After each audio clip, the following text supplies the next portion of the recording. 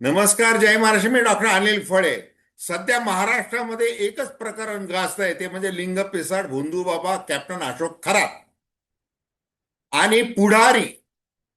आता हा सगळा विचित्र योगायोग म्हणायचा की जो खरा ईश्वर आहे त्यांनी काठी मारलेली आहे. आता खबरदार पुढारी, हे जे श्रीरामपूरचं एक स्थानिक दैनिक आहे छोटस, दत्तात्रय खेमनार यांचं, त्यांनी जी काही बातमी दिली होती, मग रुपाली चाकणकर यांनी जो काही दम दिला होता हे महाराष्ट्राने ऐकलेलं आहे. त्याच्यानंतर नीरज जाधव, ज्याच्या विरुद्ध शिर्डीमध्ये गुन्हा दाखल झाला, त्या त्याचं जे छायाचित्र आहे, त्याचं छायाचित्र प्रसारित केलंय नुकतंच ते पुढारी दैनिक आहे. आता पुढारी दैनिक आहे कोल्हापूरचं, आणि त्यांच्या ऑनलाईनवर नीरज जाधवचा फोटो प्रसारित झालेला आहे, जो गेल्या 48 तासांमध्ये प्रसारित झालेला नव्हता. आणि खराच्या सगळ्या उद्योगांमुळे प्रभावित होऊन अनेक पुढारी त्याच्या जाळ्यामध्ये अडकलेले आहेत. अगदी ते ओशनो जल पिण्यापर्यंत वगैरे वगैरे ते सगळं आपण ऐकलेलं आहे. आणि एकूण आता नीरज जाधव हा जो खरा माहितगार निघालेला आहे, खबऱ्या निघालेला आहे, तो फक्त पोलिसांचा नाही, तर तो महाराष्ट्रातल्या जनतेच्या दृष्टीने देखील माहितगार झालेला आहे. कारण की जेवढे व्हिडिओ आहेत, 58 नाहीत, ते 100च्याही पुढे व्हिडिओ आहेत. आणि ते आता नीरज जाधवच्या माध्यमातून पोलिसांनी जप्त केलेले आहेत. आता पोलीस त्याचं काय करणार? आता 2-3 व्हिडिओ तर प्रसारित झाल्यात जमा आहेत, बाकीच्या व्हिडिओचं काय, असं देखील प्रश्न निर्माण होतोय. आणि मग संबंधितांची सगळी चौकशी, मग उच्चभ्रू महिला असतील, त्यांचे पती असतील, त्यांचे नातेवाईक असतील, राजकारणी असतील, हे सगळं त्या व्हिडिओमध्ये दिसणार आहे. फक्त त्या केबिन मध्ये जे काही विकृत असे प्रकार खरातनी केलेले, त्याच्याशिवाय अनेक व्हिडिओ त्याच्यामध्ये आहेत. आणि त्या संबंधी आपण थेट विश्लेषण करतो. दर्शकांना विनंती की चॅनल सबस्क्राईब करावं, सबस्क्राईबचं बटन दाबावं आणि आपल्या प्रतिक्रिया बिनधास्तपणे नोंदवाव्या. हे बघा, कोरोना काळामध्ये या अशोक खरातची सेवा करण्यासाठी एक 24 वर्षाचा तरुण धावून आला आणि तो ऑफिस बॉय म्हणून तिथं कामाला लागला खरातकडे. आणि मग खरातने त्याला सगळं झाडणं पुसणं वगैरे सगळे जे काही गोष्टी ते त्याला करायला लावल्या. त्याने इमानी इतबारे ते सगळं सुरू केलं. आता मोठा एवढा प्रसिद्ध माणूस आहे, 15 भाषा जाणतोय, मर्चंट नेव्ही मधला कॅप्टन आहे, आणि तो त्याच्याकडे भले भले लोक येत असतात. त्याच्यामुळं नीरज जाधव प्रभावित झालं की आपला गुरु हा महागुरु आहे, आणि हा महागुरु असं करतो काय की जेणेकरून सगळेजण त्याच्या अवतीभोवती गोळा होतात. अगदी मुख्यमंत्र्यापासून सगळेजण काय येतात बुवा, असा प्रश्न त्या नीरज जाधवला पडला. आणि मग त्या पठ्ठ्यानी काय केलं? त्या पठ्ठ्यानी स्पाय कॅमेरा तो त्याच्या त्या केबिन मध्ये बसवला आणि त्याच्यावर पाळत ठेवली. कोणावर? खरातवर. आणि ती पाळत लक्षात घेऊन त्याच्या लक्षात आलं की हे असे उद्योग केले जातात, विकृत चाळे केले जातात, महिलांची आबरू लुटली जाते, त्यांची इच्छा नसताना त्यांना संमोहित करून गुंगीचं औषध पाजून, स्वतःचं मूत्र पाजून, ओशनो पाजून काय उद्योग तो करतोय.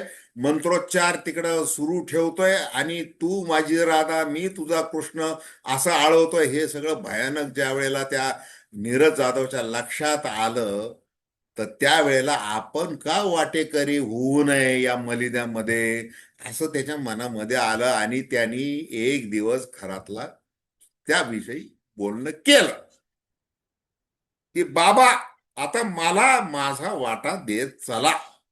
परंतु बाबा वसतात. बाबा म्हणाले नाही देणार. आणि मग नाही देणार म्हणल्यानंतर नीरज जाधवचं डोकं चालायला लागलं. त्यांनी त्याच्या अनेक साथीदारांना सांगितलं.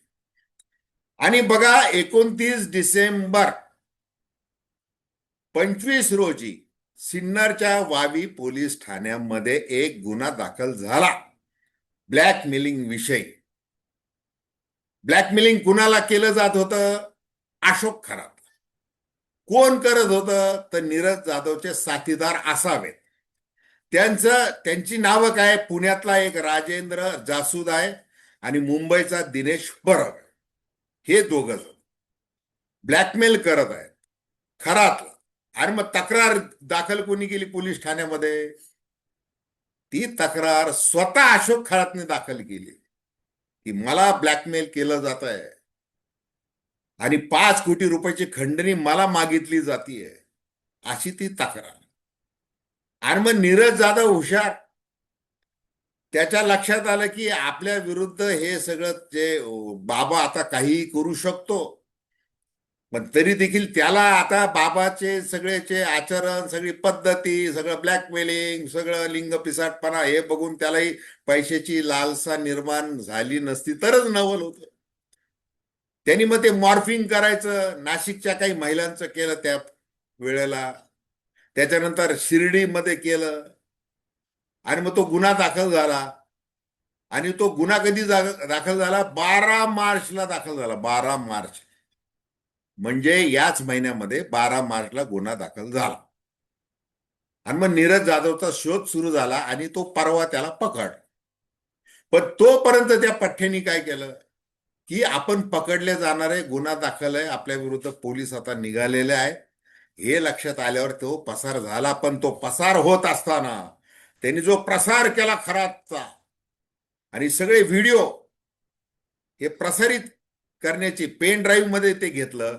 आणि जो एक व्हिडिओ जो सारखा इंस्टाग्राम इकडं तिकडं जो यायला लागला, हे कर्तृत्व कुणाचं आहे? हे पोलिसांचं कर्तृत्व नाही, पत्रकारांचं कर्तृत्व नाही, ते कर्तृत्व आहे कुणाचं? नीरज जाधवचं. आता तो देखील गुन्हेगार आहे. म्हणजे आता जसं रुपाली चाकणकर यांना सहआरोपी करा किंवा बाकीच्यांचे जे ओशनो जेल खरेदी करतात राजकारणी, त्यांची नावं उघड करा, असं जे अंजली दमानिया म्हटलेल्या, हे सगळं येत आहे. त्या याच्यामध्ये हा नीरज जाधव हा जो आहे तो प्रमुख साक्षीदार आहे. थराच्या सगळ्या काळ्या उद्योगांचा त्याच्यावर गुन्हा दाखल झालेला आहे. आणि आता खरातला जर राजाश्रय मिळालेला होता आहे आणि तो पुढे जर तसा टिकून ठेवायचा असेल तर मग काय होईल की नीरज जाधवचं तोंड बंद केलं जाईल आणि त्याच्याकडचं जो पेन ड्राईव्ह वगैरे ते सगळं काय, त्याच्यामध्ये काही तथ्य नाही, अमुक नाही, तमुक नाही, असे फॉरेन्सिक लॅबोरेटरीचे सगळे अहवाल देखील प्रसारित होऊ शकतात. सगळं जिकडं तिकडं होऊ शकतं. फक्त तो एक व्हिडिओ आणि तिच्या खरातने केलेलं ते दुष्कृत्य, त्यांनी केलेला तो अत्याचार, त्यांनी केलेला तो बलात्कार, संमोहित केलेलं त्या महिलेला, एवढ्या पुरतं ते मर्यादित राहून खरातला जे वाचवलं जाऊ शकतं त्याची देखील शंका बोलली जायला लागलेली आहे. विजय वडेट्टीवार यांनी प्रश्न उपस्थित केलेला आहे की ज्याने माहिती दिली त्या नीरज जाधवलाच आतमध्ये टाकलेलं आहे, ते का टाकलेलं आहे, आता पुढं काय खरं केलं जाणार आहे, असा गृह खात्यावरच्या कारभाराविषयी प्रश्न उपस्थित केलेला आहे वडेट्टीवार आहे. त्याच्यामुळे नीरज जाधव हा अनेक अर्थाने अत्यंत महत्वाचा आहे. जादूटोना विरोधक 2013च्या कायद्याअंतर्गत कठोर शिक्षा होईल. आणि मग सुषमा अंधारे, रुपाली ठोंबरे सगळेजण जी मागणी करतात की याच्यामध्ये मकोका अंतर्गत कारवाई झाली पाहिजे, संघटित गुन्हेगारी आहे, तर ती होईल का वगैरे याच्यावर सगळे प्रश्नचिन्ह निर्माण झालेले आहेत.